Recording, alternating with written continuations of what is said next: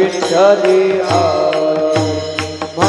विठ्ठली आवडी म्हणून विठ्ठली बहुत सुकृताची जोडी म्हणून विठ्ठली आवडी म्हणून विठ्ठली आवडी म्हणून विठ्ठली आवडी तोहा विठ्ठल परवा तोहा माधव परवा तोहा विठ्ठल परवा तोहा माधव परवा विठ्ठल परवा तोहा माधव परवा तोहा विठ्ठल परवा तोहा माधव परवा विठ्ठल तोहा माधव परवा तोहा माधव तोहा माधव परवा तोहा विठ्ठल परवा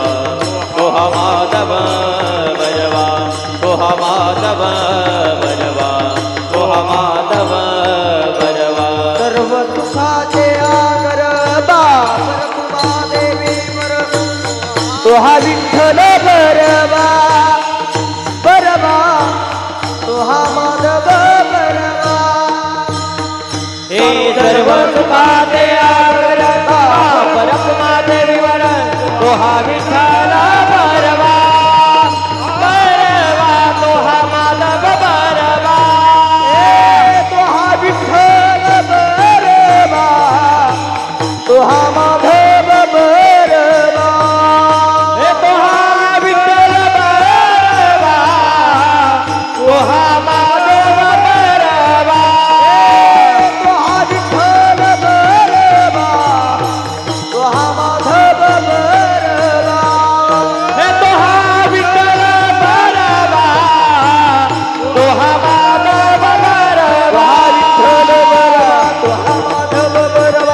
तोहा विठ्ठल बरवा बरवा तोहा माधव बरवा तोहा विठ्ठल परवा तोहा माधव परवा तोहा विठ्ठल परवा परवा तोहा माधव परवा जय राम कृष्ण हरी जय राम कृष्ण हरी जय राम कृष्ण जय राम कृष्ण हरी जय राम कृष्ण हरी जय राम कृष्ण जय राम कृष्ण हरी जय राम जय राम कृष्ण हरी जय राम कृष्ण हरी जय राम कृष्ण हरी जय राम जय राम जय राम हे रंगे श्री रंगे काय भुलला पतंगे काय भुलला पतंगे काय भुलला पतंगे रंगे रंगे रे शे रंगे काय भुलला से पतंगे काय भुलला से पतंगे काय भुलला से पतंगे रंगे रंगे रे श्री रंगे काय भुलला पतंगे काय भुलला पतंगे काय भुलला पतंगे शरीर जायाचे ठेवणे धरशी अभिलाष जने धरशी अभिलाष जने धरशी अभिलाष जने शरीर दयाचे ठेवणे मनती अभिलाष जने मनती अभिलाष धरशी अभिलाष जने नवे हा परिवार तुझा द्रव्यदाराक्षण भंगुर द्रव्यदाराक्षण भंगुर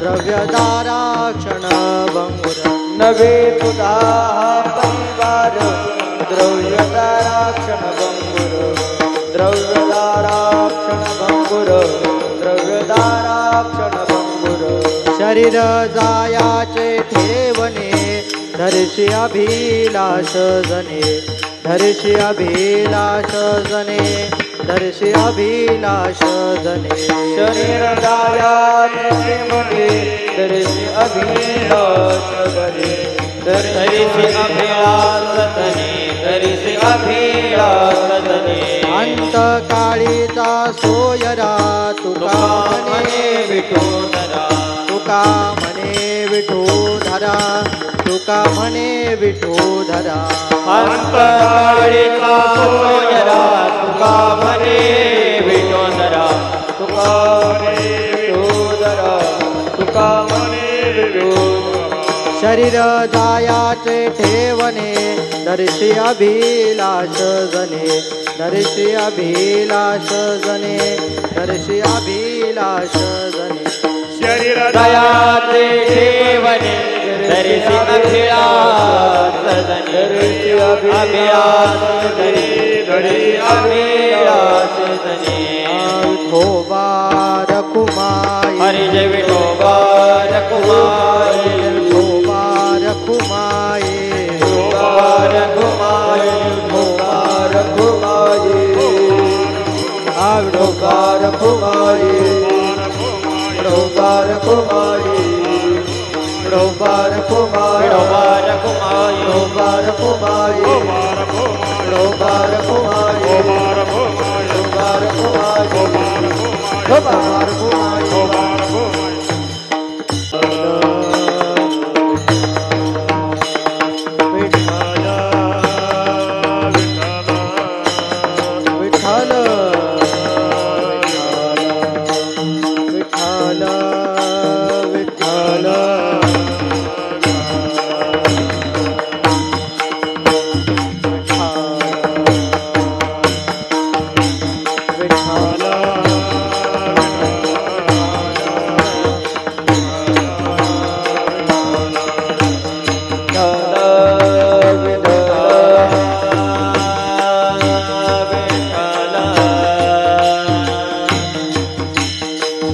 हरि विठाला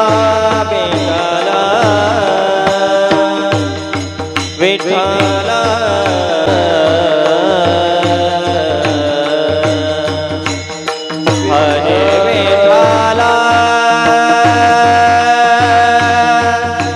विठाला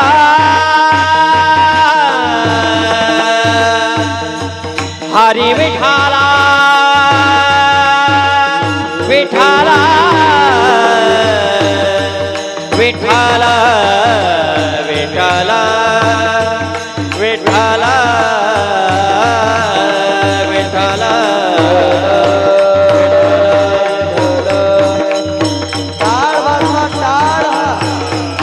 विठाला विठाला विठाला विठाला विठाला विठाला विठाला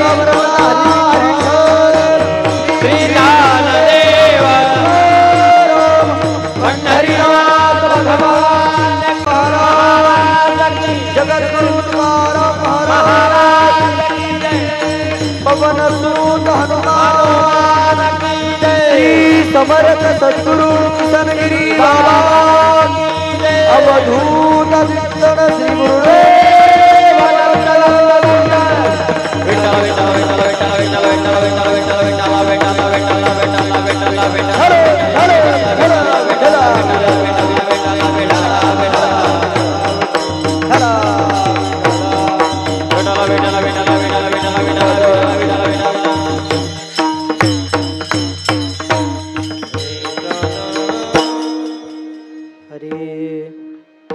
रंगे रंगे रे श्रीरंगे रंगे रंगे रे श्रीरंगे काय भुललासे पतंगे शरीर जायाचे ठेवणे धरिशी अभिलाष जने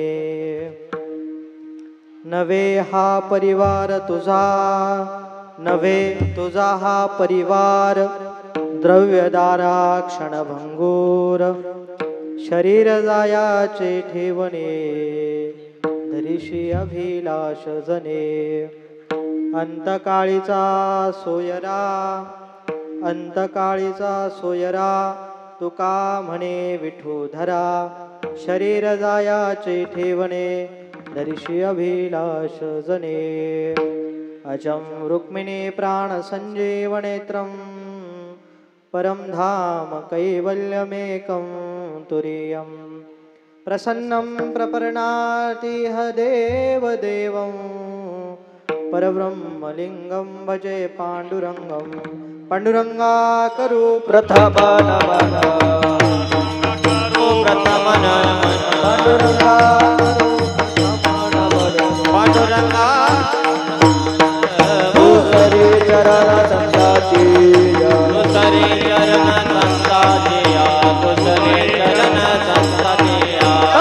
कृपादाने कथेचा विस्तार कृपादाने कथेचा सद्गुरुदास तुका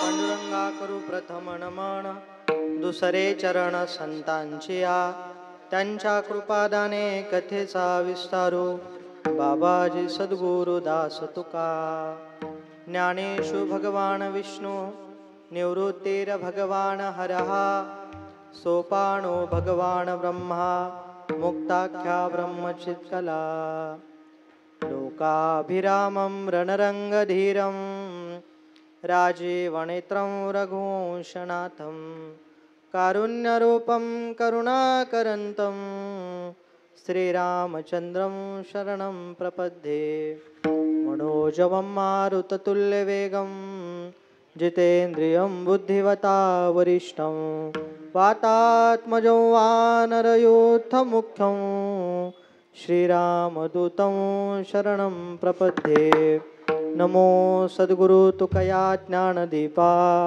नमो सद्गुरु सच्चिदानंदरूपा नमो सद्गुरु भक्त कल्याणमूर्ती नमो सद्गुरु भास्करा पूर्णकीर्ती संपाद्य ज्ञानं च विदाय भक्तिं विलोकितो येन समाधिराजः वैराग्यवन्तं सुविचारयुक्तं नमामि जोगं शिरसा गुरुन्तं शबरीनामकुलोत्पन्नं मारुतिर्नामयस्य पिता माता रायिर्नामयस्य तं नमामि किसंगिरिं घ्यावी घ्यावी माझी सेवा दीना दुर्बलाची सेवा दीना दुर्बलाची देवा दीना दुर्बलाची देवा घ्यावी घ्यावी माझी सेवा दीन दुर्बलाची सेवा दीन दुर्बलाची देवा दीन दुर्बलाची देवा घ्यावी घ्यावी माझी सेवा घ्यावी घ्यावी माझी सेवा घ्यावी घ्यावी माझी सेवा घ्यावी घ्यावी माझी सेवा घ्यावी घ्यावी माझी सेवा दीन दुर्बलाची देवा दीन दुर्बलाची देवा दीन दुर्बलाची देवा ओ घ्यावी घ्यावी माझी सेवा दीन दुर्बलाची सेवा दीन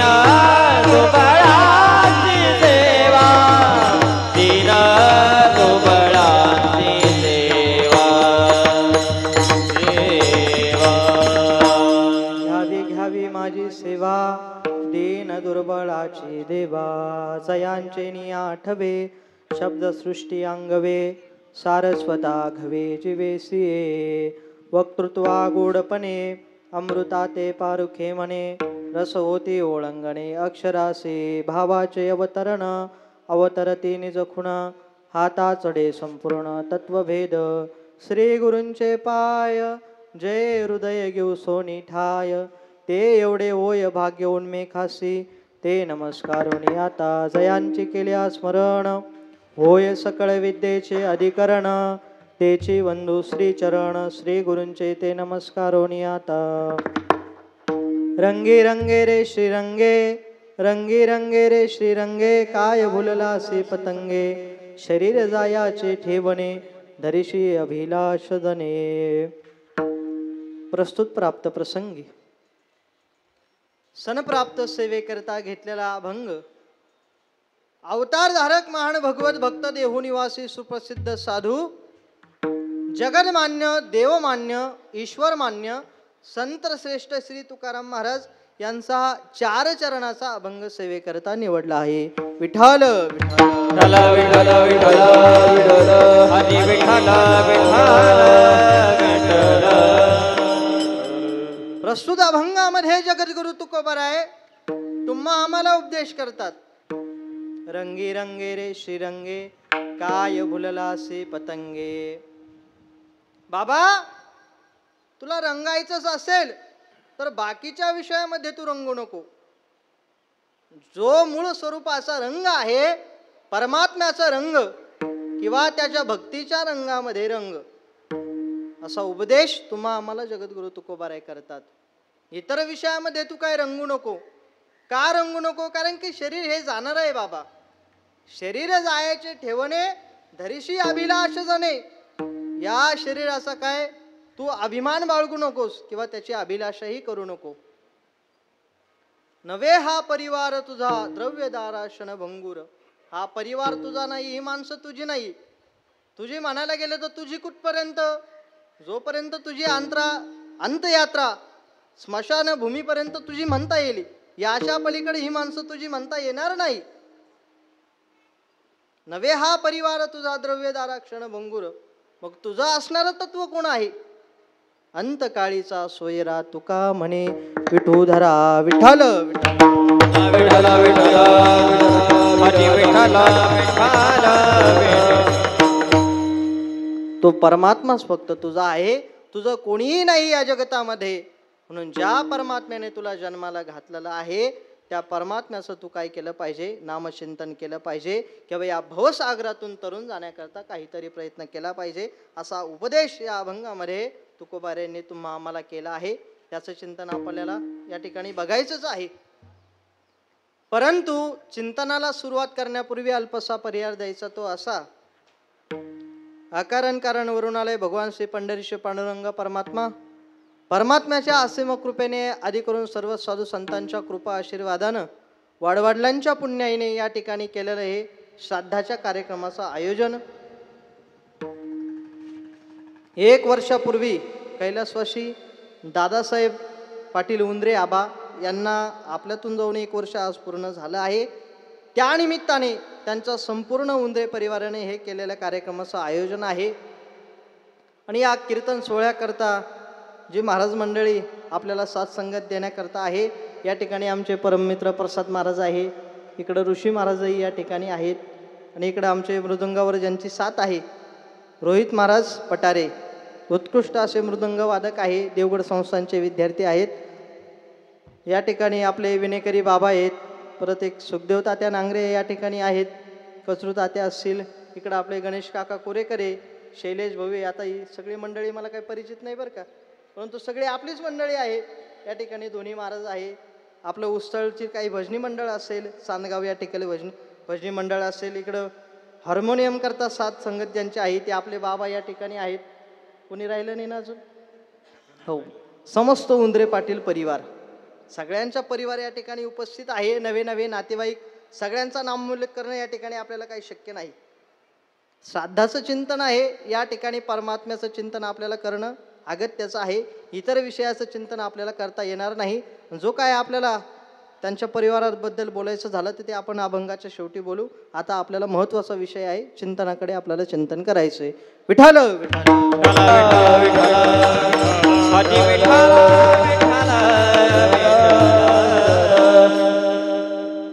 म्हणून कार्यक्रमाकरता उपस्थित सगळेच काय हे परमात्मा स्वरूप मंडळी आहे.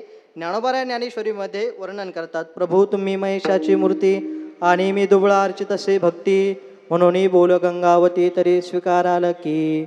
म्हणून ही सगळी महेशाची मूर्ती या ठिकाणी आहेत. तुम्ही आम्ही खेळीमेळी गदारोळी आनंदे. म्हणून या ठिकाणी अशा प्रकारे सगळीच मंडळी कीर्तनाकरता उपस्थित आहे. प्रत्येकाचा नामोल्लेख करणं माझ्याकडनं शक्य नाही. अभंग जगद्गुरु तुकोबारायांचा आहे. या अभंगामध्ये जगद्गुरु तुकोबाराय तुम्हा आम्हाला उपदेश करतात, बाबा इतर रंगामध्ये तू रंगू नको. इतर रंग कोणते झाले रंग? आता सांगा मला, रंगाची नावं सांगा. सगळ्यांना रंग माहिती आहे. लौकिकातले रंग या ठिकाणी घ्यायचे नाही. पारमार्थिक स्वरूपाचे जे रंग आहे, भक्तीचा रंग असेल, पारमार्थिक स्वरूपाचा जो रंग असेल जो तो परमात्म्याचा आहे. जगद्गुरु तुकोबारायांनी ज्यावेळेस त्या परमात्म्याचं वर्णन केलं त्यावेळेस तो परमात्मा तुकोबारायांना कसा दिसला? सावळे सुंदर रूप मनोहर काही ठिकाणी तुकोबारायांनी वर्णन केलंय. ते सुंदर कसं आहे? तो परमात्मा सावळा आहे त्याचं वर्णन या ठिकाणी केलंय.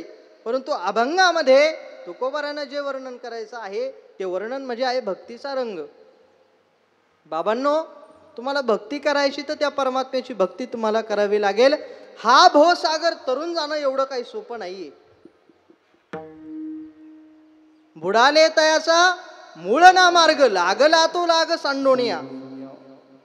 या भवसागरातून तारून जाण्याकरता अनेक लोक निघाले परंतु त्यांचा थांग पत्ता लागला नाही. या भवसागराच्या नदीमध्ये ते काय बुडून गेले. भवसागराची नदी म्हणजे काय? तुमच्या आमच्यावरती जे दुःख आहे, सुख असेल दुःख असेल, हे भवसागराचं दुःख आहे. यालाच नदीची उपमा दिली. भवसागर म्हणजे काय? असा हिंदू महासागर नाही. भवसागर म्हणजे तुम्ही आम्ही सगळे या दुःखात बुडालेलो आहोत. कुणाला मुलाचं दुःख असेल, कुणाला वडिलांचं दुःख असेल, कुणाला बहिणीचं दुःख, कुणाला आईचं दुःख. प्रत्येक माणूस शेवटपर्यंत सोबत येत नाही. माणसं सोडा, पत्नी सुद्धा शेवटपर्यंत सोबत येत नाही. प्रेम असतं कुठपर्यंत? जोपर्यंत अंत्ययात्रा निघत नाही तोपर्यंत निघाली. बायांना तिथपर्यंत जाता येत नाही म्हणून शेवट कोणीही येत नाही. तो परमात्मा याच्या पलीकडे जाऊन आपल्या सोबत जो राहणारा आहे तो परमात्मा आहे. तुकोबाराय म्हणतात त्याचं चिंतन करा. नाटाच्या अभंगामध्ये जगद्गुरु तुकोबारायांनी गोड वर्णन केलंय. तुकोबाराय काय सांगतात? त्या परमात्म्याला करता काय नामचिंतन काय केलं पाहिजे?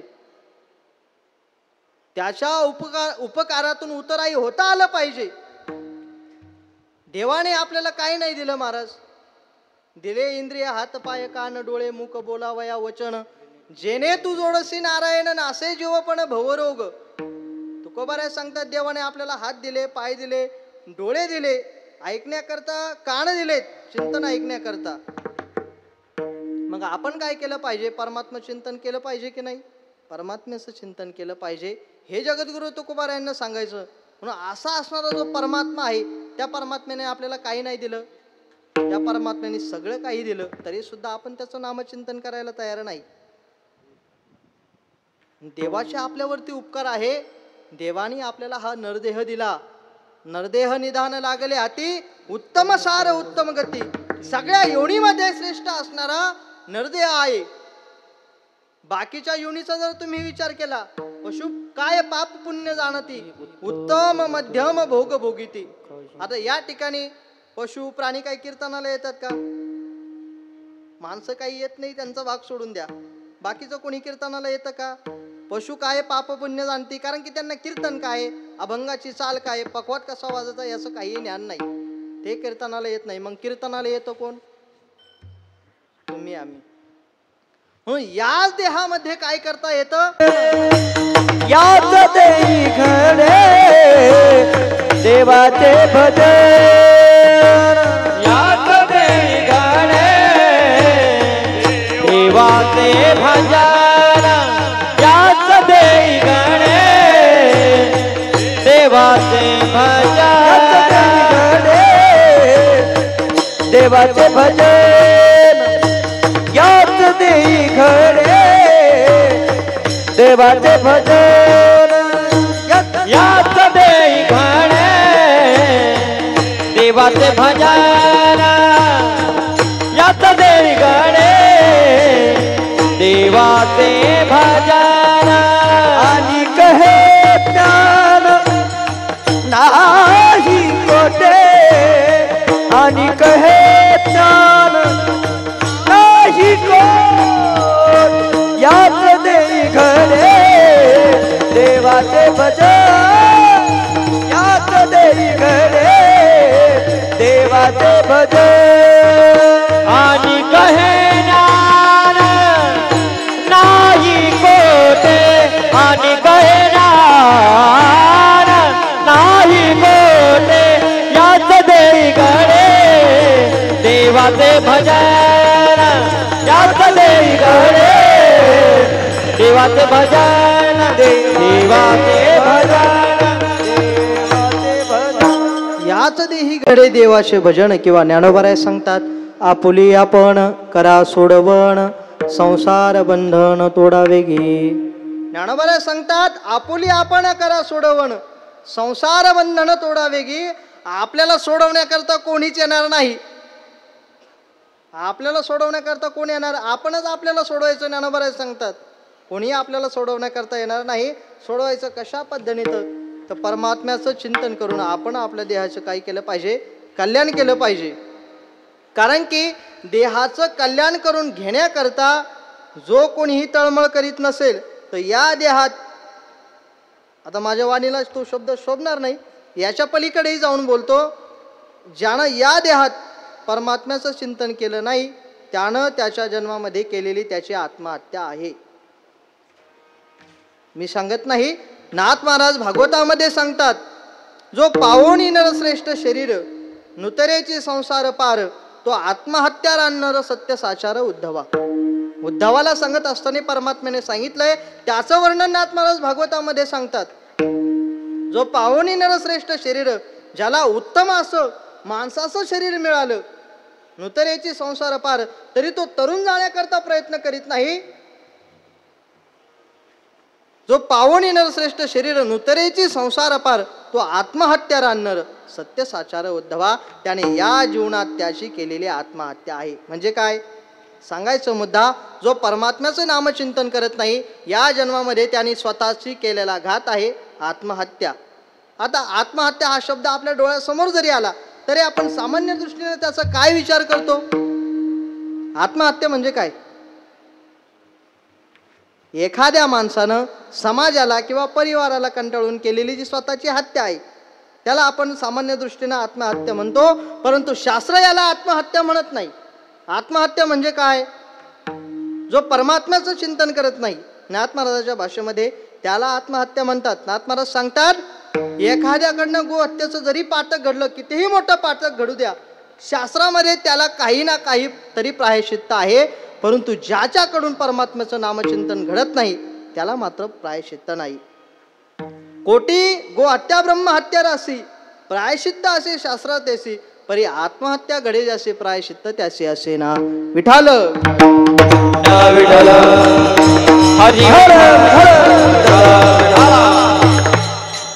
म्हणून काय केलं पाहिजे?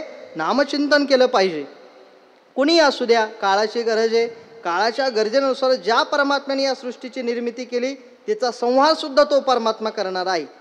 याच्या पलीकडे आपल्याला काही विचार करण्याची काही गरज नाही. ज्या परमात्म्याने आतापर्यंत जरी जगवलं, याच्यानंतर सुद्धा तो परमात्मा आपल्याला जगवणार आहे. वृक्षाची या पाने हाले ज्याची सत्ता, राहिली अहंता मग कोठे. तुकोबारा सांगतात, झाडाचं पान सुद्धा त्याच्या सत्तेशिवाय हलत नाही. असा असणारा परमात्मा आहे, तो आपला विचार करणार आहेच की नाही? बरं मला सांगा, आपण जेवण करून झोपतो, आपली उपजीविका भागवतो, परंतु या सृष्टीमध्ये जे पशु पक्षी आहे ते काय उपाशी झोपतात का? नाही रे महाराज. तो परमात्मा आहे, ती आई आहे. संत रूपी आई या जीवनामध्ये प्रत्येकाला लाभलेले आहेत आणि प्रत्येक भक्ताच्या अंतःकरणाविषयी त्यांना कळवळा आहे. विठ्ठल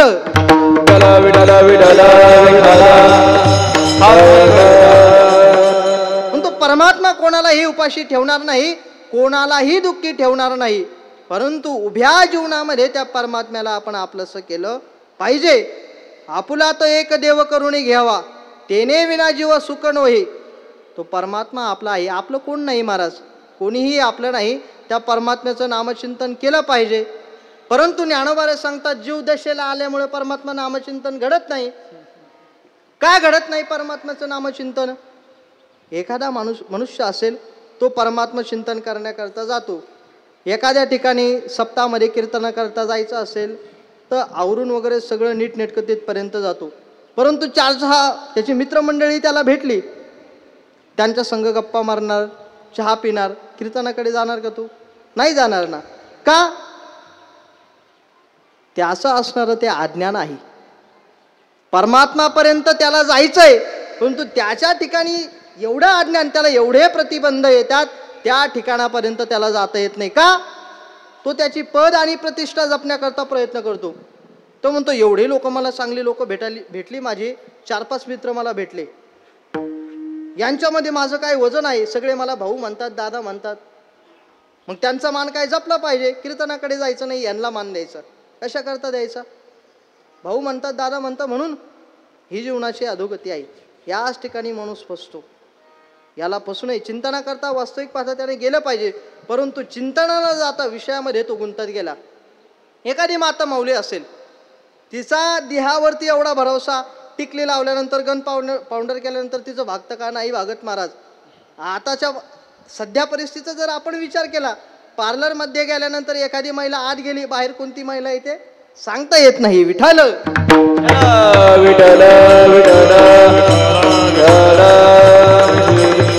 काय? देहावरती वाढवला तिचा विश्वास, देहावरती धरलेला तिचा अहंकार.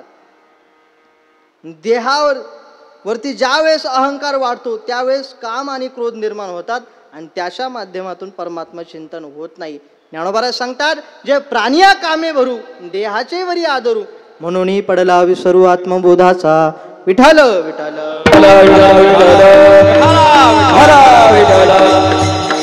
ज्ञानोबा सांगतात, याच कारणामुळे आपल्याला काय होतो, देहाचा विसर पडतो आणि आपलं मूळ स्वरूप आपण विसरून जातो आणि परमात्मा चिंतन आपण करत नाही आणि यामुळे आपण काय होतो, तरुण जात नाही. सामान्य उदाहरण घ्या. एका माणसानं घरात उंदीर जास्त झाले म्हणून पिंजरा आणला. आता घरात उंदीर जर जास्त झाले तर तुम्ही काय करता? सांगा बरं, काय करता? घरात उंदीर जास्त झाल्यानंतर तुम्ही काय करता? गोळे आणता, मांजर आणता. त्या मनुष्याने काय केलं? आता खेडेगावामध्ये ही सगळी सोय होऊन जाते. शहरामध्ये असलेला मनुष्य घरामध्ये उंदीर जास्त झाले म्हणून त्यानं काय केलं? एक पिंजरा आणला. कशा करता?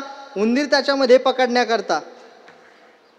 त्यानं तो पिंजरा आणला, घरामध्ये ठेवला आणि त्या पिंजऱ्यामध्ये काही पदार्थ खाण्याकरता पदार्थ ठेवले.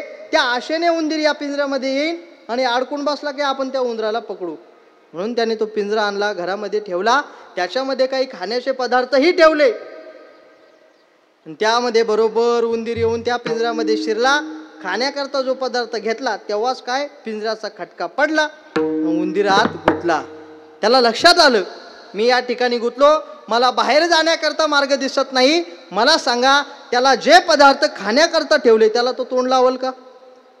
आपण म्हणलं उंदीर मामा भजे का खाईन का? तो नाही खाणार. तो म्हणाला, महाराज या ठिकाणी मला माझं मरण दिसत आहे आणि तुम्ही म्हणता भजे खा.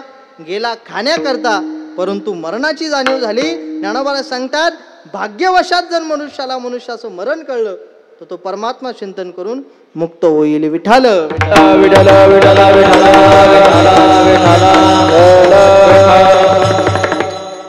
ज्याला आपलं मरण कळालं, मला सांगा, ज्याला आपलं मरण कळालं तो काय करण अंत काळामध्ये? आता उदाहरणार्थ तुमचं नाही सांगत, माझं उदाहरण घ्या. मला माहिती आहे 2 दिवसानंतर मी जाणार आहे. सांगत नाही कुठं जाणार? ठीक आहे, वैकुंठाला जाणार आहे 2 दिवसानंतर, हे मला माहिती आहे. मी तुमच्या संग गप्पा मारत बसेन का चिंतन करत बसेल? चिंतनच करणार. का? तरुण जाण्याकरता चिंतन करणार. आयुष्यभर काही केलं नाही, परंतु अंत्यकालामध्ये मला माझं मरण कळालं तर परमात्मा चिंतन केलं पाहिजे. जर अंत्यकालामध्ये मी माझ्या परमात्म्याचं चिंतन केलं तर तो परमात्मा मला घेऊन जाईल. इतिहासाची यादीच आपल्या समोर उभी राहते. एक तास उरला खटवंग रायाशी, भाग्यदशा कैशी प्राप्त झाली. खटवंग नावाचा राजा होता. त्याला 1 तासामध्ये तुझं मरण आहे असं कळाल्यानंतर, महाराज कोण होता तो? राजा होता. राजाकडे किती संपत्ती माहिती आहे तुम्हाला? एवढी गजगंध संपत्ती त्याच्याकडं, हाती घोडा सगळं काही, धन दौलत. परंतु 1 तासामध्ये माझा मृत्यू आहे असं त्याला कळाल्यानंतर त्यानं काय केलं? संपूर्ण राज्याचा, संपूर्ण परिवाराचा त्याग केला आणि जंगलामध्ये निघून गेला. आपल्या मुलाला राजगादीवरती बसवून दिलं. त्याला लक्षात आलं 1 तासामध्ये माझा मृत्यू आहे. 1 तासभर त्यानं देवाचं भजन केलं आणि स्वतः तो परमात्मा त्याला घेण्याकरता आला. याच्याही पलीकडे जाऊन, श्रवणे परीक्षिती तरला तो भूपती, 7 दिवसा मुक्ती झाली तया. परीक्षिती राजानं काय केलं होतं? 7 दिवसामध्ये त्याला त्याचं मरण आहे असं कळाल्यानंतर त्यानं काय केलं? घरी आला. 7 दिवस श्रीमद भागवत कथा श्रवण केली आणि तोही मुक्त झाला. विठ्ठल विठ्ठल विठ्ठल विठ्ठल विठ्ठल विठ्ठल हरी विठ्ठल.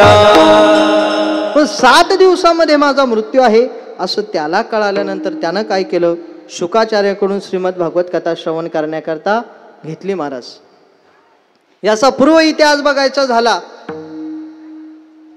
तर जन्मेजय नावाचा राजा होता. परीक्षिती राजाचा इतिहास जर आपण बघितला, जन्मेजय राजा हा परीक्षिती राजाचा मुलगा. परीक्षिती राजा एकदा शिकारी करता जंगलामध्ये गेला. जंगलामध्ये गेल्यानंतर एका झाडाखाली श्रमिक नावाचे ऋषी ध्यानस्थ बसले होते. राजाने काय केलं, सहज विनोदाने त्यांच्या गळ्यामध्ये एका मेलेल्या सापाचं वेटोळं त्यांच्या गळ्यामध्ये अडकवलं. ऋषी ध्यानस्थ बसले, त्यांच्या ही काही गोष्ट लक्षात नाही, परंतु त्यांचा जो मुलगा होता त्या मुलाचं नाव होतं शृंगी. त्याच्या लक्षात आलं आपल्या वडिलांचा कोणीतरी अपमान केला. जवळ आला, बघितलं परीक्षिती राजा आहे. त्या ऋषीच्या मुलाने परीक्षिती राजाला शाप दिला, परीक्षिता 7 दिवसामध्ये तुला तक्षप नावाचा सर्प काय दंश करून मारेल. असा शाप दिल्यानंतर परीक्षिती राजा घाबरला. त्याला कळालं ऋषीचं वचन आहे आणि हे काय कधी खोटं ठरणार नाही. काय केलं पाहिजे, परमात्मा चिंतन केलं पाहिजे. 7 दिवसामध्ये मृत्यू आहे ना, मृत्यूला घाबरायचं काही कारण नाही, परंतु परमात्मा चिंतन करून मुक्त झालं पाहिजे. म्हणून परीक्षिती राजा घरी आले. घरी आल्यानंतर शुकाचार्यांना विनंती केली की मला श्रीमद भागवत कथा सांगा आणि ती मी श्रवण करतो. परंतु शुकाचार्याने सांगितलं तुला श्रीमद भागवत कथा मी सांगतो, परंतु 7 दिवसामध्ये तुझी कथा पूर्ण झाली नाही तर मध्येच एखाद्या दिवशी सर्प आला आणि तुला जर दंश केला, तुझी कथा पूर्ण होणार नाही. त्याकरता तू काहीतरी सुरक्षित व्यवस्था केली पाहिजे. परीक्षित राजाने उंच असा लोहस्तंभ तयार केला. त्या लोहस्तंभावरती एक लाकडी मंदिर बांधलं आणि त्या मंदिरामध्ये बसून परीक्षिती राजा श्रीमद भागवत कथा श्रवण करत होता. शुकाचार्य त्याला श्रीमद भागवत कथा सांगत होते, परंतु ते सांगत असताना हे तक्षकाने सगळं दृश्य बघितलं. परीक्षिती राजा काहीतरी धार्मिक कार्यक्रम करतोय, अंतकाळामध्ये परमात्मा चिंतन करतोय, म्हणून याच्यामध्ये काहीतरी विघ्न आणलं पाहिजे. म्हणून तक्षकाने काय केलं, संध्याकाळच्या वेळेस श्रीमद भागवत कथा चालू असताना आपल्या बरोबरचे जे काही सहकारी ब्राह्मण आहेत त्यांना ब्राह्मणाचं रूप दिलं. त्याच्या सहकार्यांना आपल्या बरोबरचे जे काही सर्प आहेत त्यांना ब्राह्मणाचं रूप दिलं आणि त्या ठिकाणी पाठवलं. कुठं, त्या श्रीमद भागवताच्या कथेमध्ये खंड पाडण्याकरता त्या ठिकाणी गेले.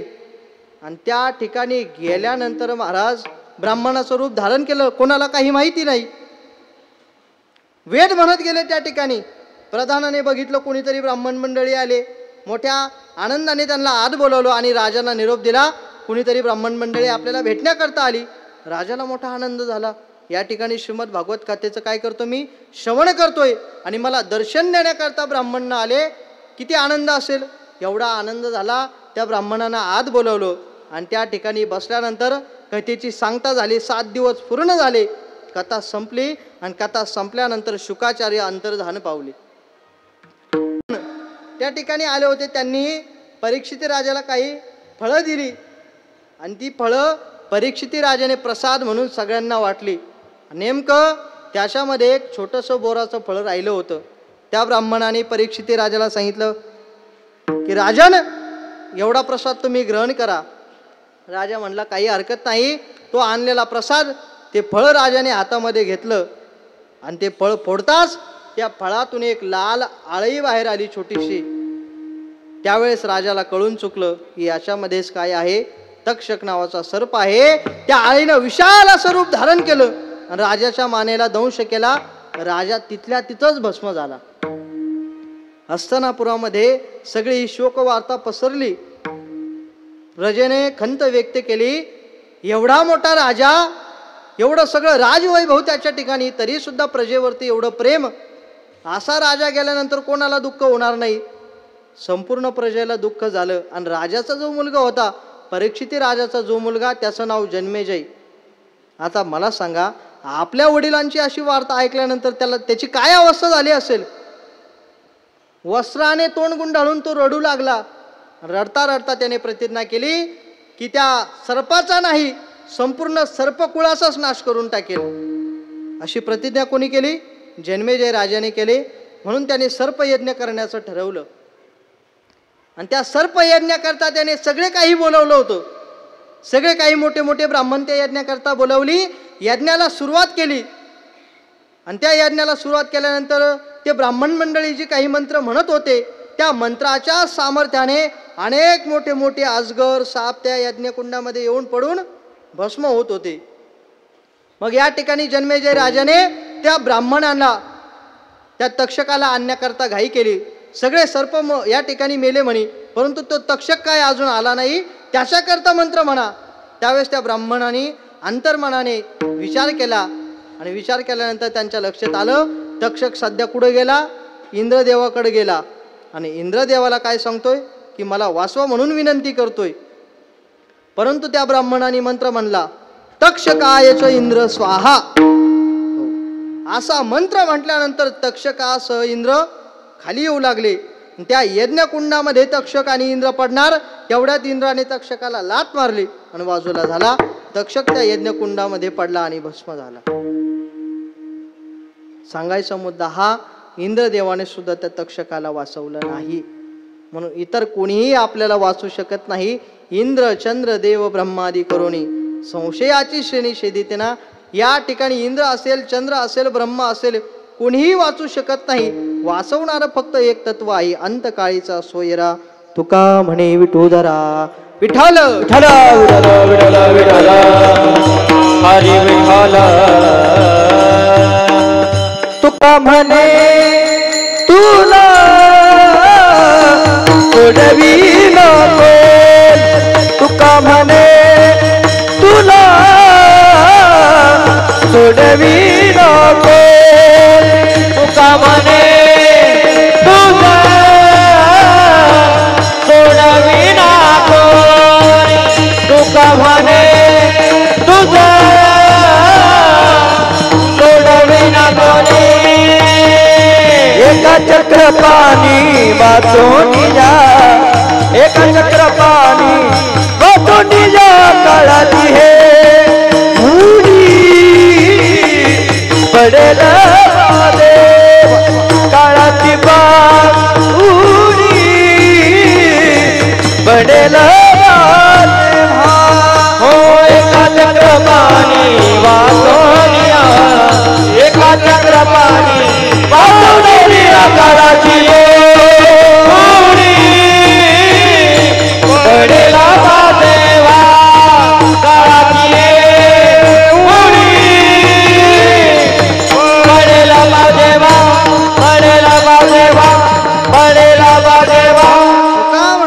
सोडवी ना कोणी. एका चक्र पाणी वाचून या, त्या परमात्म्या वाचून तुला कोणीही सोडवणार नाहीये.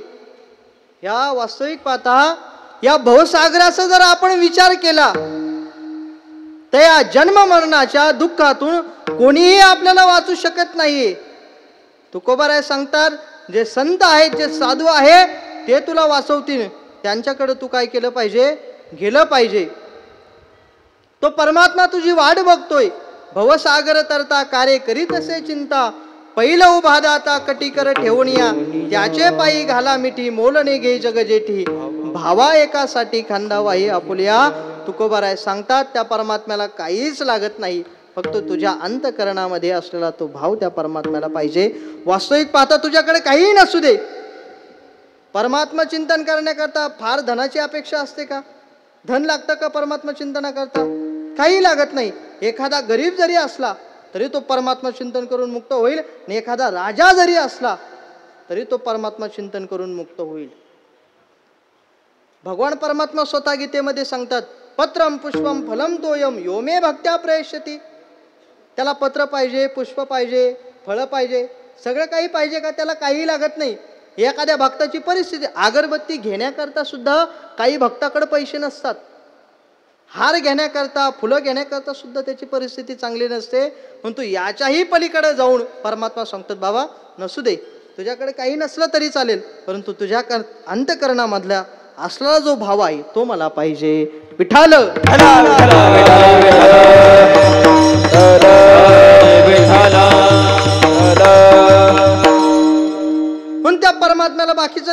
लागत नाही. भक्ताच्या अंतःकरणातील असलेला भाव पाहिजे. प्रत्येकाच्या अंतःकरणामध्ये भाव असतो का? नसतो. ज्याचं अंतःकरण शुद्ध आहे त्याच्या अंतःकरणामध्ये भगवत प्रीतीविषयी भावना निर्माण होते. एखाद्याचं अंतःकरण शुद्ध नसेल तर त्याच्या मनामध्ये देवाविषयी कुठलीही भावना उत्पन्न होत नाही. ज्ञानोबा सांगतात, जयाचे चोखटी मानसी मी होऊन असे क्षेत्र संन्यासी जे निजलिया उपासिती वैराग्य गा. ज्ञानोबा सांगतात, ज्याचं अंतःकरण शुद्ध आहे त्याच्या शुद्ध अंतःकरणामध्ये तो परमात्मा क्षेत्र संन्यास घेतो. क्षेत्र संन्यास म्हणजे काय? बहुधा आपण विचार करतो एखाद्या क्षेत्रामध्ये एखाद्या महात्म्याने त्या ठिकाणी राहून परमात्म्याची सेवा करणं, ते क्षेत्राच्या पलीकडे कुठेही न जाणं, याला आपण सामान्य दृष्टीने क्षेत्र संन्यास म्हणतो.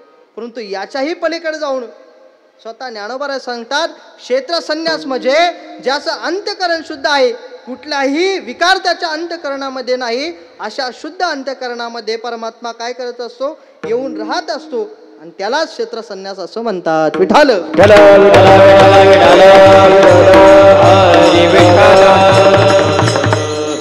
पण कोणाचाही अंतःकरण शुद्ध नाही. अंतःकरण शुद्ध आहे ते फक्त साधू संतांचं अंतःकरण शुद्ध आहे. मग त्यांच्यासारखं शुद्ध अंतःकरण आपल्याला होण्याकरता काय करावं लागेल? त्यांच्या संगतीमध्ये जावंच लागेल. परमात्मा चिंतन करून मुक्त होता येत नाही, हा विषय तुम्ही मनामध्ये काढून टाका. एखादा म्हणेल, महाराज या भवसागराच्या दुःखातून तरुण जाण्याकरता मी प्रयत्न करतोय, परमात्मा चिंतन करून मी मुक्तही होईल. नाही महाराज, तो मुक्त होणार नाही. का होणार नाही? याचं कारण ज्ञानोबा सांगतात, मनोमार्गे गेला तो तेथेची मुकला, हरिपाठी शिरवला तोची धन्य. ज्ञानोबा सांगतात, मनोमार्गाने त्या परमात्म्यापर्यंत जाता येत नाही, त्याचे चिंतन करता येत नाही. मग साधूंच्या संगतीमध्येच काय करता येतं? परमात्मा चिंतन करता येतं. विठ्ठल विठ्ठल विठ्ठल विठ्ठल विठ्ठल.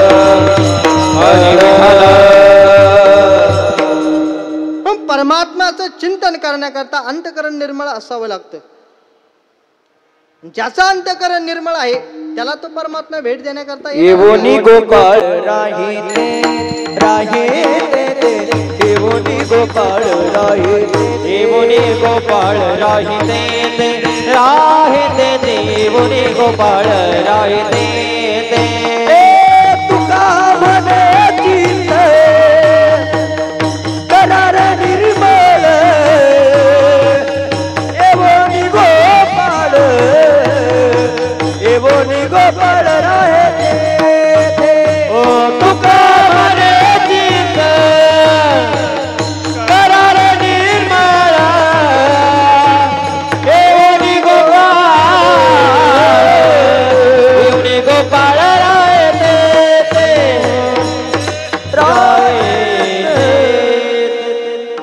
ज्याचं अंतःकरण शुद्ध आहे त्याच्या शुद्ध अंतःकरणामध्ये परमात्मा राहत असतो. आपण आधीही बोलून गेलो. ज्ञानोबा सांगतात, जे प्राणिया कामे भरू देहाचे वरी आदरू म्हणून पडला विसरू आत्मबोधाचा. अंतःकरणामध्ये काम आहे, क्रोध आहे, मग त्याच्याकडून परमात्मा चिंतन घडेल का? नाही घडणार. ज्याचं अंतःकरण शुद्ध आहे त्याच्या शुद्ध अंतःकरणातूनच परमात्म्याचं नामस्मरण घडेल. एकदा भगवान प्रभू रामचंद्र वनवासाला निघाले. वनवासाला निघाल्यानंतर त्या ठिकाणी अरण्यामध्ये आले. अरण्यामध्ये आल्यानंतर चालून चालून एकदम थकले होते. पाणी पिण्याकरता सुद्धा कुठलंही ठिकाण त्या ठिकाणी त्यांना सापडलं नाही. देवाला तहान लागली, प्रभू रामचंद्रांना तहान लागली, परंतु पाण्याचं कुठलंही ठिकाण त्यांना सापडलं नाही. पाणी सुद्धा पिण्याकरता लवकर मिळालं नाही. अशा परिस्थितीने देवाने एका झाडाखाली बसले, विचार करत बसले, पाणी पिण्याकरता काही नाही, काय केलं पाहिजे? तुम्हाला तहान लागली असं मला लक्षात आलं. तुम्हाला पाण्याचं ठिकाण माहिती नाही, परंतु मला माहिती आहे या अरण्यामध्ये मी राहतो, तुम्हाला पाणी पिण्याकरता त्या ठिकाणापर्यंत मी घेऊन जातो. देवाने सांगितलं काही हरकत नाही. मोराने सांगितलं, देवा जर तुम्ही माझ्या मागे याल त्यावेळेस तुम्हाला रस्ता सापडेल का? रस्ता सापडणार नाही, कारण की मी काय आहे? पक्षी आहे आणि मला पंख हलवीत जावं लागणार, त्यामुळं तुम्हाला रस्ता सापडणार नाही. मी ज्या दिशेने जाईल त्या दिशेने एक एक पंख सोडत त्या स्थळापर्यंत मी जाईन. असं सांगितल्यानंतर देवाने सांगितलं काही हरकत नाही. मोर निघाला हवेच्या दिशेने मोर निघाल्यानंतर त्याने एक एक पिसारा त्या ठिकाणी खाली टाकला आणि त्या पिसाऱ्याच्या साह्याने त्या पाण्यापर्यंत परमात्मा येऊन पोहोचले. त्या ठिकाणी आल्यानंतर मोराने पाण्याचं ठिकाण दाखवलं आणि ठिकाण दाखवल्यानंतर देवाने ते पाणी घेतलं, पाणीही पिले. सीता मैयाला देखील तहान लागली होती, मैया सुद्धा पाणी पिले, लक्ष्मण भैया सुद्धा पाणी पिले आणि त्या पाण्याने परमात्म्याची तहान भागली.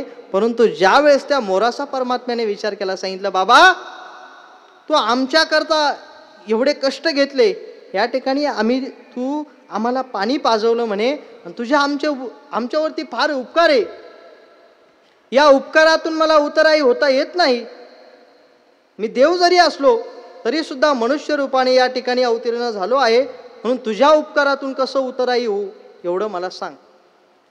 वास्तविक पाहता मोराचा जर आपण विचार केला, मोराने ज्या वेळेस त्याच्या इच्छेविरुद्ध पंख जर टाकले त्याला मरण येत असतं.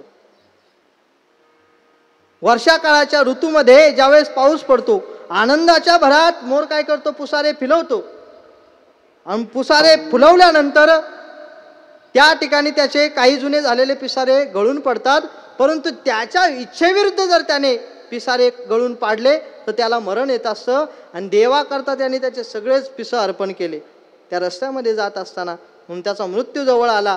देवाची तर तहान भागली आणि त्याचा मृत्यू जवळ आल्यानंतर त्याला देवाने स्वतःच्या मांडीवर घेतलं आणि सांगितलं, किती बाबा तुझे उपकार आहे, आमच्यासाठी मरण पावला, नवे नवे आमची तहान भागवली. त्यावेळेस त्या मोरानं सांगितलं, देवा हे माझं भाग्य आहे तुमची तहान भागवणं. तुझ्याकरता जपी जप करतात, तपी तप करतात, योगी तुझं नामचिंतन करतात, वारकरी तुझं भजन करतात, एवढी साधना करून सुद्धा तू त्यांना भेटायला तयार नाही. परंतु माझं भाग्य आहे मी आज तुझ्या मांडीवर आहे. जो परमात्मा संपूर्ण विश्वाची तहान भागवतो आणि त्या तहान भागवणाऱ्या परमात्म्याची आज मी तहान भागवली, हे माझं भाग्य आहे. विठ्ठल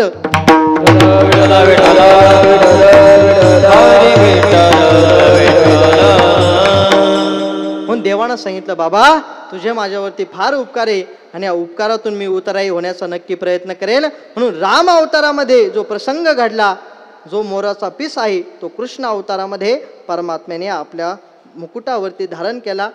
हा त्याचा पूर्ण इतिहास आहे. विठ्ठल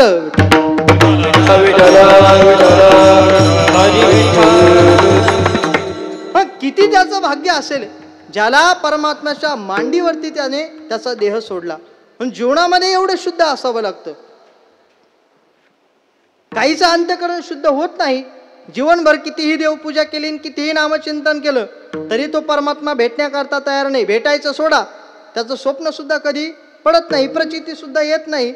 आता आपण बघतो काही काही लोक फार देवाचं भजन करता महाराज, दिवसभर सकाळपासून उठल्यापासून त्याचा नित्यनेम चालू होतो. सकाळी काकडा, नंतर देवपूजा, संध्याकाळी हरिपाठ, दिवसभर त्याची दिनचर्या आपल्यासमोर यादी उभा राहते. परंतु एवढं सगळं झाल्यानंतर दुसऱ्या दिवशी सकाळी भावाचा बाण कोरायला तयार. आता मला सांगा, त्याला ही सगळी एवढी केलेले जे कष्ट आहे, एवढी साधना आहे, त्या साधनेने त्याला परमात्म्याची प्राप्ती होईल का? नाही ना. कशी होणार? जे स्वकष्टाचं आहे ते त्याने अर्पण केलं पाहिजे. तुम्हाला एक छोटंसं वाक्य सांगतो. आमच्या पाठामध्ये ज्यांच्याकडे आम्ही शिकलो, सद्गुरू कुरेकर बाबा नेहमी आम्हाला पाठामध्ये एक उदाहरण सांगायचे. एखाद्या मनुष्याने उत्तम प्रकारे संसार केला तर त्याला वेगळा परमार्थ करण्याची गरज नाही. परंतु ज्याच्याकडनं अशुद्ध परमार्थ घडतो त्याला संसाराशिवाय पदरात काहीच पडत नाही. विठ्ठल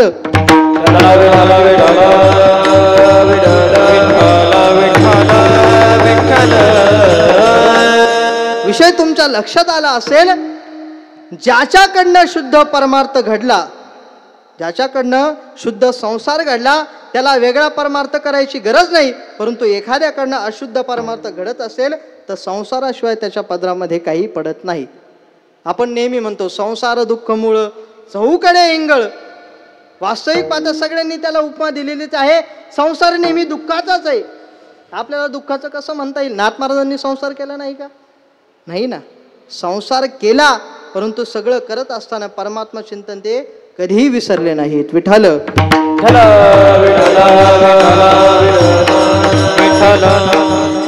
आत्ताच कीर्तनाकरता जे उपस्थित झाले परम श्रद्धेय आपले रमेशगिरी बाबा या ठिकाणी आलेत. इकडे आपले गणेश महाराज गायकवाड. मला तुमचं नामोल्लेख करायचाच होता, परंतु चिंतनामध्ये विक्षेप नको म्हणून राहून गेलं बाजूला. असो, विठाल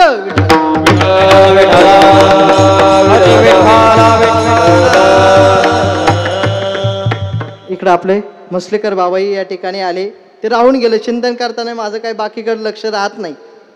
चिंतनाचा विषय आहे, कारण की नेहमी आम्ही ज्यांच्याकडे शिकलो अभंगाला धरून बोलावं लागतं. बाह्य आम्हाला बोलता येत नाही. चिंतन करता करता ही सगळी एवढी श्रेष्ठ मंडळी आहे, वास्तविक पाहता यांच्यासमोर उभं राहणं माझी पात्रता नाही आहे, परंतु तरी सुद्धा माझ्यावरती कृपा व्हावी म्हणून आशीर्वाद देण्याकरता ही मंडळी या ठिकाणी आलेली आहे. विठाल विठाल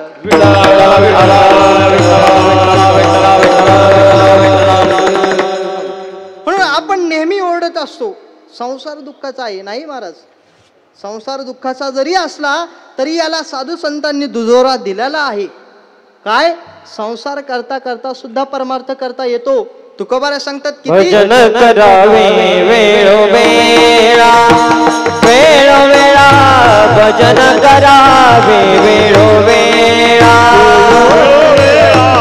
भजन करावे वेळोवेळा वेळोवेळा भजन करावे वेळोवेळा. ओ संसारी असावे असोनी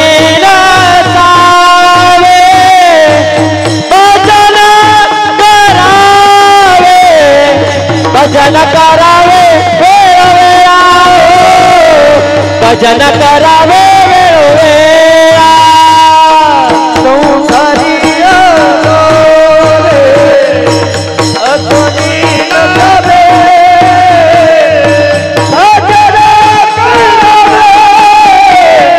भजन करावे वेळोवेळा भजन करावे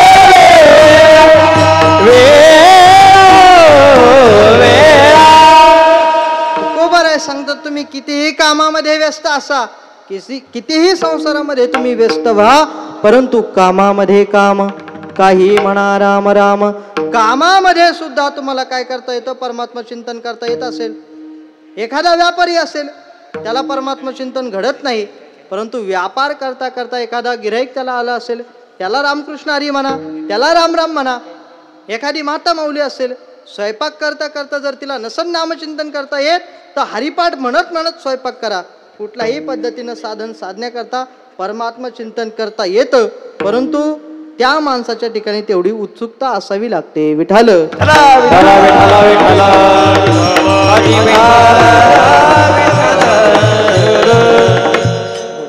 म्हणून परमात्मा चिंतन हे घडलं पाहिजे. परमात्मा चिंतन जर घडत नसेल तर आपल्या जीवनाची अधोगती आहे. नाथ महाराजांचं उदाहरण मी आता तुम्हाला सांगून गेलो. जीवनामध्ये काय केलं पाहिजे? परमात्मा चिंतन केलं पाहिजे. जर परमात्मा चिंतन घडत नसेल तर या देहात त्याचा काही उपयोग नाही. वास्तविक पाहता कर्म हे कोणालाही चुकत नाही. कर्माची गती गहन आहे. ज्ञानोबा सांगतात कर्माची शंभू माणी आपण किती पळशी कर्म भोग. म्हणून कर्म हे कर्मकांडाचा जर आपण विचार केला, कर्म हे साधू संतांना घडू शकतं, ते कर्म करू शकतात. एखादा योगी असेल त्याच्याकडनं शुद्ध कर्म घडू शकतं, परंतु आपल्याकडनं कर्म चांगलंच घडेल असं कशावरून? आपण कीर्तनामध्ये बसलो, मी कीर्तन करत आहे, तुम्ही कीर्तन श्रवण करतात, हे झालं कर्म झालं. याच्या पलीकडे फाट्यावर एखाद्या दुकानामध्ये एखादा त्या ठिकाणी जाऊन बसला, त्याला कर्म म्हणता येईल का? कर्मच म्हणता येईल, परंतु कर्मामध्ये प्रकार आहे. एक आहे चांगलं कर्म ना, एक आहे वाईट कर्म. पण त्याचं कर्म त्याच्या ठिकाणी. मग कर्म हे अवघड सांगितलंय, पण आपल्याला जे सोपं साधन सांगितलं आहे ते आहे भक्ती. आणि ती भक्ती करत असताना जर परमात्म्याने जर कृपा केली तर त्याचं नामचिंतन होतं, नाही तर नामचिंतन होता येत नाही. तुकोबाराय सांगतात, तुका म्हणे कृपा करील नारायण तरीच हे वर्म पडेल ठाई. ज्यावेळेस स्वतः परमात्म्याने विचार केला की ह्या भक्ताने माझी साधना केली पाहिजे, माझं नामचिंतन केलं पाहिजे, तरच त्याच्याकडनं ते होतं, अन्यथा होत नाही. विठाल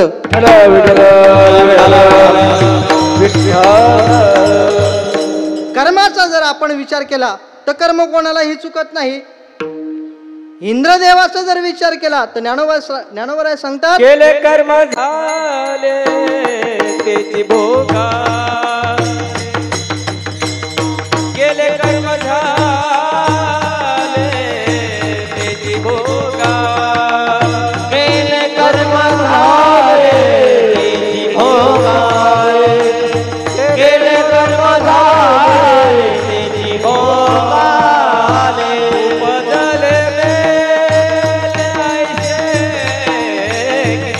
भजले ऐसे किती हरिमुखी गाता हरपली चिंता हरिमुखी गाता हरपली चिंता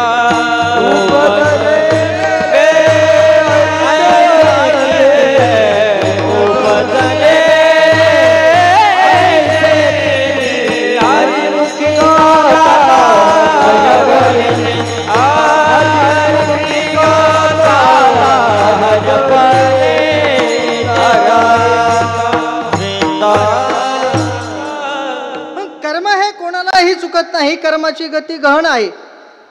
देवाने जर विचार केला याचं कर्म संपवायचं तर देव कर्म भोगामध्ये मदत करतो, परंतु देवाने जर आपल्यावरती कृपा केली तर आपलं कर्म संपून जातं. पण देवाने कृपा केली पाहिजे याचा विचार जर ज्ञानोबारांनी केला तर कर्म हे देवालाही चुकलं नाही. ज्ञानोबा त्याचं वर्णन करतात, मग पुण्याची पावटी सरे सवे इंद्रपणाची उटी उतरे आणि येऊ लागती माघारे मृत्यू लोका. ज्ञानोबा सांगतात त्याचं सुद्धा पुण्य संपल्यानंतर त्याला सुद्धा मृत्यू लोकामध्ये यावं लागतं. नवे नवे नाथ महाराज सुद्धा या प्रसंगाचं भागवतामध्ये वर्णन करतात. सांडोनी श्रीकृष्ण चरण इंद्रादी देवाचे करती भजन ते देवचं मृत्यूग्रस्त जाण मा भज त्यांचे मरण कोण वारी. भागवतामध्ये नाथ महाराज सांगतात सांडोनी कृष्ण चरण इंद्रादी देवाचे करती भजन ते देवच मृत्यूग्रस्त जाण. मला सांगा जे देवच मृत्यूने त्रसलेले आहेत ते आपल्याला या जन्म मरणाच्या दुःखातून सोडवणार आहे का? नाही महाराज, तेही आपल्याला सोडवणार नाही. देवाचा जर विचार केला तर देवाला कर्म चुकत नाही. प्रभू रामचंद्र ज्या वेळेस अवतीर्ण झाल्यानंतर जो काही त्यांचा कालखंड गुरुकुलामध्ये निघून गेला, तरुण अवस्थेमध्ये त्यांना ज्या दिवशी राज्य गादीवरती बसवायचं त्याच दिवशी त्यांना वनवासामध्ये जावं लागलं. हे देवावरती आलेलं काय आहे? कर्म आहे. प्रारब्धाने त्यांना वनवासामध्ये जावं लागलं. कर्मे दशरथ वियोगे मेला कर्मे दशरथ वियोगे मेला कर्मे श्रीराम वनवास गेला कर्मे श्रीराम वनवास गेला कर्मे रावण जय पावला कर्मे रावण जय पावला वियोग घडला सीता देवी वियोग घडला सीता देवी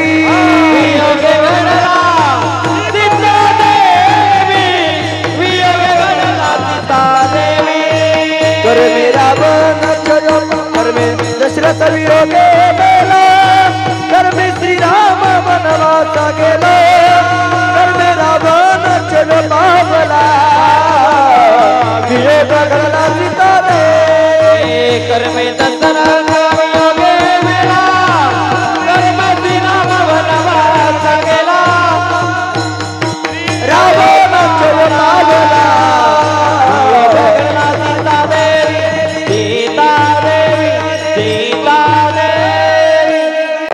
देवाचा विचार केला तर देवाला सुद्धा कर्म चुकलं नाही. त्यावेळेस प्रभूला वनवासामध्ये जावं लागलं. देवाचे वडील राजा दशरथाला ही 4 मुलं प्रभू रामचंद्र, भरत भैया, लक्ष्मण भैया आणि शत्रुघ्न भैया ही दशरथ राजाला असलेली 4 मुलं. ज्या वेळेस प्रभू रामचंद्र वनवासाला निघून गेले, इकडं दशरथ राजाचा अंतकाळ जवळ आला. भरत आणि शत्रुघ्न मामाच्या घरी निघून गेले होते. प्रभू रामचंद्र आणि लक्ष्मण भैया वनवासामध्ये आले. वडिलांच्या जवळ कोणीही नाही. दशरथ राजा 4 पुत्र दशरथा अंती एकही नव्हता.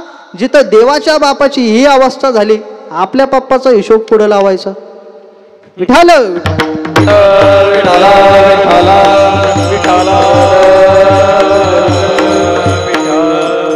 पण देवाचे वडील सर्वज्ञ आहे. देवाच्या वडिलावरती ही अवस्था, तर मग आपला हिशोब कुठं लावायचा आपण बघा. म्हणून कर्म हे कोणालाही चुकत नाही. कर्माची गती गहन आहे. कर्माचा जर आपण विचार केला तर कर्म हे चांगलं घडलं पाहिजे. कर्म चांगलं घडत नाही, परंतु शास्त्र पद्धतीनं ते कर्म करता येतं. आई वडिलांनी असेल, साधू संतांनी असेल, जे धर्माचं आचरण आपल्याला करण्याकरता लावलं त्याला कर्म म्हणायचं. शास्त्रकाराने त्याचं चिंतन केलंय. ईश्वरे कुल धर्मेच स्वधर्मा ध्रुवारती निषिद्धाचार विहीन ससज्जन इति स्मृतः. जो आपल्या आई वडिलांचं आचरण करतो, जो साधू संतांचं आचरण करतो, त्याला काय म्हणतं शास्त्र सज्जन म्हणतं, किंवा त्याच्याकडनं चांगलं कर्म घडतं आणि तोच खरा सज्जन आहे. मला वाटतं साधू संत सोडून सज्जन कोणीही नसेल. विठाल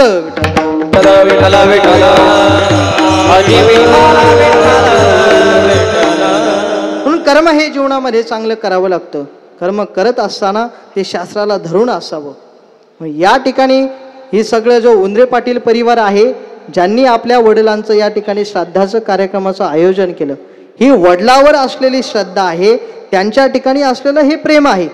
ज्ञानोबा सांगतात सकळ तीर्थाची धुरे जे का माता पितरे तया सेवेची कीर शरीरे लोण कीजे. सगळी तीर्थ ज्यांच्या चरणावरती असतात ते असे असणारे देवस्वरूप आई वडील, त्यांच्या सेवेतून उतराई होता येत नाही, तरी सुद्धा तो प्रयत्न केला पाहिजे. म्हणून हे उंद्रे पाटील परिवार जो आहे त्या आपल्या वडिलांच्या ऋणातून मुक्त होण्याकरता केलेलं हे कार्यक्रमाचं आयोजन आहे. सुंदर असं कार्यक्रमाचं आयोजन आहे. या ठिकाणी साऊंड सिस्टीमही चांगली लागली. आपली महाराज मंडळी किती सुंदर गायन केलं महाराज.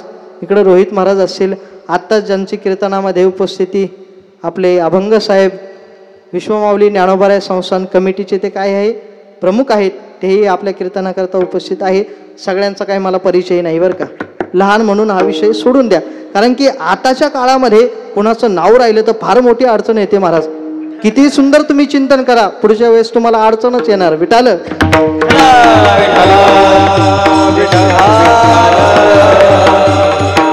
कितीही मोठा माणूस असू द्या, त्याचं जर नाव राहिलं तर ते चुकूनच राहिलं असं समज.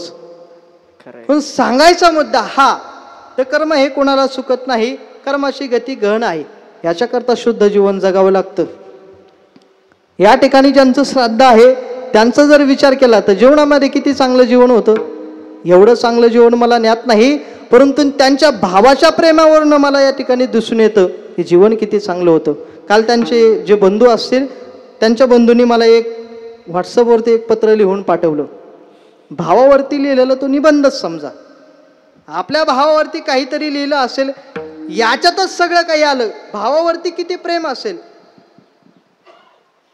ज्या वेळेस त्यांना आबा म्हणायचे, दादासाहेब पाटील उंद्रे आबा, ज्यांचं आज श्राद्ध आहे, हे पूर्वीचे धरणग्रस्त यांचं पैठणपाशी गाव होतं, चांदगाव असणं त्या गावाचं नाव. तेच गाव या ठिकाणी उस्तळ या ठिकाणी पूरग्रस्त म्हणून या ठिकाणी ते आले आणि या ठिकाणी आल्यानंतर हे शून्यातून सगळं काही उभं केलं. एवढं उभं करत असताना किती त्रास. आता मला सांगा, एखादा कुटुंब प्रमुख असेल, कुटुंबामध्ये सगळ्यांना धरून चालणं त्याला किती अवघड होतं. कुटुंब जर धरत असताना कधी आई नाराज होते, आईकडे जास्त प्रेम दिलं तर कधी पत्नी नाराज होते. अशा परिस्थितीमध्ये एखाद्या चांगल्या माणसाचा विचार निसटून जातो, त्याला चांगला विचार करता येत नाही.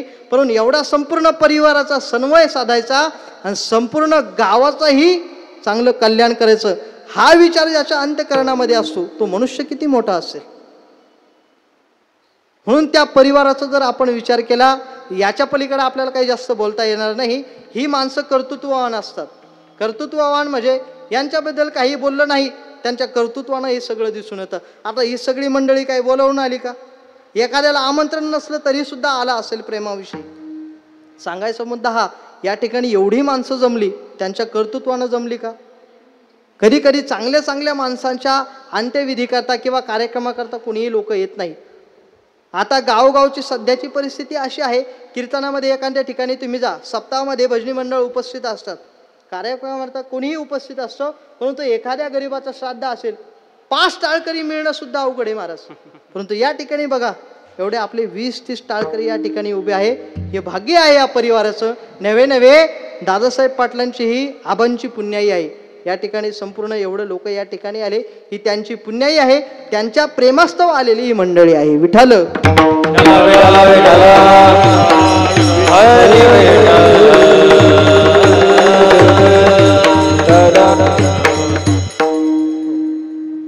त्यांच्या बंधूंनी मला त्यांच्याबद्दल काय बोलायचं हे लिहून दिलं. याच्यावरून लक्षात येतं की भावाविषयी असणारं किती प्रेम आहे. वास्तविक पाहता आपली संस्कृती ही कशी आहे, शास्त्राला धरून चालणारी संस्कृती आहे, जी स्वधर्माचंही आचरण करते. ज्यावेळेस मी आता तुम्हाला शास्त्राचा श्लोक सांगितला त्याचा अर्थ असा आहे, जो शास्त्राला धरून चालतो, विहित कर्म करत नाही, स्वधर्माचं आचरण करतो. धर्म अनेक प्रकारे आहेत. ज्ञानोबारांनी सांगितलं तो देखील धर्म आहे. हे तर वडील जे जे करीते त्या नामधर्म ठेविती, त्याची एरा अनुष्ठिती सामान्य सकळ.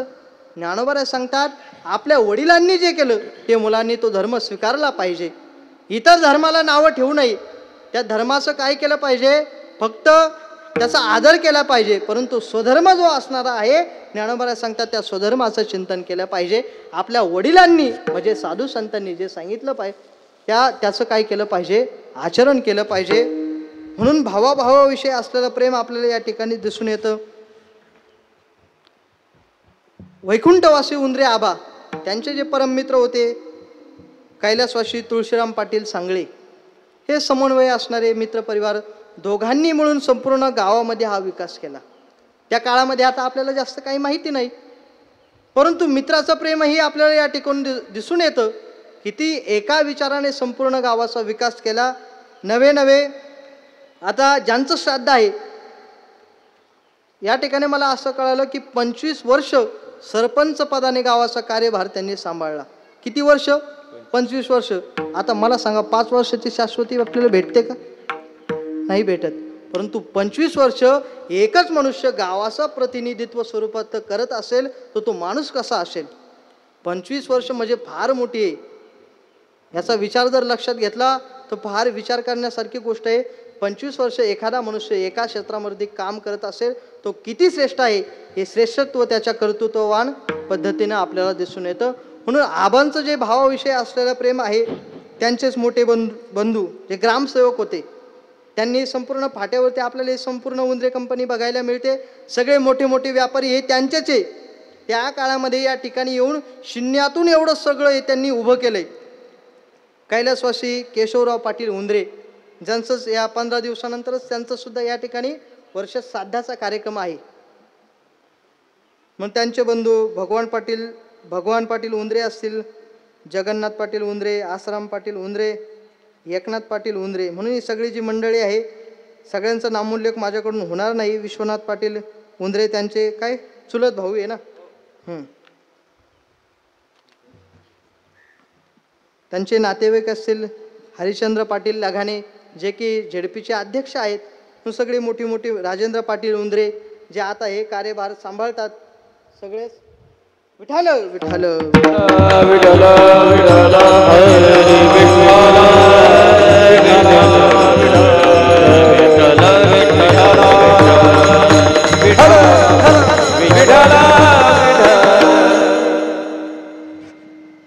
पण ज्यांच्याबद्दल बोलायचं त्यांनी आपल्या परिवारामध्ये ही पारमार्थिक भावना रुजवली. वास्तविक पाहता श्राद्धाचा कार्यक्रम कोण करतो? ज्याच्या अंतःकरणामध्ये आई वडिलाविषयी प्रेम आहे. ही सगळी मंडळी या ठिकाणी जुळून आली, वडिलांचं श्राद्ध करतात. कलियुगाचा जर विचार केला, सध्या परिस्थितीचा विचार केला तर आता समाजामध्ये असेही काही लोक आहेत ज्यांना वडिलांचं श्राद्ध करण्याकरता सुद्धा टाईम नसतो. परदेशात शिकायला गेल्यानंतर तिकून फोन करून सांगतात आमच्या वडिलांचं श्राद्ध करून घ्या, जे काही पैसे होतील ते एकूणच टाकून देतो. नाही महाराज, पैशाने सगळं काही होतं का? नाही. या ठिकाणी इथं येऊन मुलाचं काय कर्तव्य असतं वडिलांचं श्राद्ध घालणं, तो विधी त्यालाच पूर्ण करावा लागतो. शास्त्र कोणालाही अनुमती देत नाही. वडिलांचं श्राद्ध हे मुलालाच घालावं लागतं. म्हणून सगळ्या मुलांनी मिळून या ठिकाणी ते श्राद्धाचं केलेलं आयोजन आहे. आणि सगळ्यात मोठी गोष्ट म्हणजे या ठिकाणी त्यांची चांगली संकल्पना आहे. त्यांचे जे चिरंजीव आहे आपले लक्ष्मण पाटील उंद्रे असतील आणि शंकरराव पाटील उंद्रे यांनी सप्ताह कमिटी चांदगाव यांना 21 ज्ञानेश्वरी पारायणाच्या प्रती दिल्या. किती? 21 ज्ञानेश्वरी. किती पुण्याचं काम आहे. असं काहीतरी दान असलं पाहिजे जेणेकरून वडिलांची आठवण राहिली पाहिजे. शुद्ध चांगल्या असं प्रकारे त्यांनी सप्ताह कमिटीमध्ये दान केलं आणि चांगलं असं या कार्यक्रमाचं त्यांनी आयोजन केलं. म्हणून सगळ्यांना धन्यवाद. कीर्तनाकरता जे उपस्थित राहिले त्यांनाही धन्यवाद. त्यांचे संपूर्ण नातेवाईक आहे. आता एका नातेवाईकाचं नाव घेतलं तर दुसऱ्याला वाईट वाटेल, पण तो सगळेच नातेवाईक चांगले चांगले या ठिकाणी आले आणि आमचा काही तो भाग नाही चिंतन करता करता सगळ्यांचं नामोल्लेख करणं. परंतु ज्येष्ठ श्रेष्ठ मंडळी, वयाने श्रेष्ठ, कर्तृत्वाने श्रेष्ठ, ज्ञानाने श्रेष्ठ सगळीच मंडळी या ठिकाणी उपस्थित आहेत. पुन्हा एकदा कीर्तनाकरता जे उपस्थित मृदंगावरती ज्यांची सुंदर अशी साथ आहे, जवळपास परिसरामध्ये ही सगळी तिन्ही मंडळी कार्यक्रम करता असतात. कुठेही गेलं तरी ही मंडळी दिसतात. आमचे प्रसाद महाराज आहे, इकडं ऋषी महाराज आहे.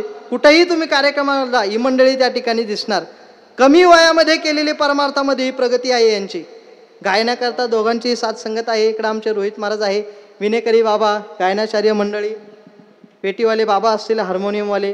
म्हणून इकडे आपले चंद्रभान बाबा मसले तेही या ठिकाणी आले, कीर्तनाकरता उपस्थित राहिले. बाबांनाही धन्यवाद. इकडे आपले रमेशगिरी बाबा, सुंदर असा परमार्थ आहे, वारकरी जीवन आहे, साधूचं जीवन आहे, तेही या ठिकाणी उपस्थित राहिले. म्हणून बाबांनाही धन्यवाद. म्हणून आपले महाराजही या ठिकाणी आहे. सगळ्यांचं मात्र मला परिचय नाही, क्षमा असावी. जे काही कीर्तनामध्ये बोलत असताना चुकीचे शब्द माझ्याकडनं निघाले, माझ्या वयाला म्हणा वाणीला शोभले नसतील, ना तरी बालक बोबडा बोली का वाकुडा विचुका पावली, ते चोज करोनी माऊली रिझे जेवी किंवा ज्ञानोबराय वर्णन करतात. किंबहुना तुमचे केले धर्म कीर्तन हे सिद्धी नेले, ते माझे जे उरले पायी कपन पुरते अधिकते सरते करून घ्यावे तुमते विनवितो असे. म्हणून झालेली सेवा ही पांडुरंगाच्या चरणी, भगवान मारुतीरायाच्या चरणी, आईवडिलांच्या चरणी, साधू संतांच्या चरणी समर्पित करतो आणि माझ्या सेवेला काय करतो, पूर्णविराम देश्वर मावले ज्ञानराज मावले ज्ञानेश्वर मावले ज्ञानराज मावले ज्ञानेश्वर मावले ज्ञानराज. हरी हरी विठ्ठल जय जय विठ्ठल, विठ्ठल जय जय विठ्ठल, जय विठ्ठल जय जय विठ्ठल. करू मेरी वाकोडे वतनी महाराज हा नाही विचारिला अधिकार मी आपुला. तुका म्हणे ज्ञानेश्वरा राखा पाया भटकेश्वरा. ज्ञानदेव तुकाराम, ज्ञानदेव तुकाराम, तुकाराम तुकाराम तुकाराम. कुंडली कवलधारी विठ्ठल श्री ज्ञानदेव तुकाराम पंढरीनाथ भगवान की जय जय.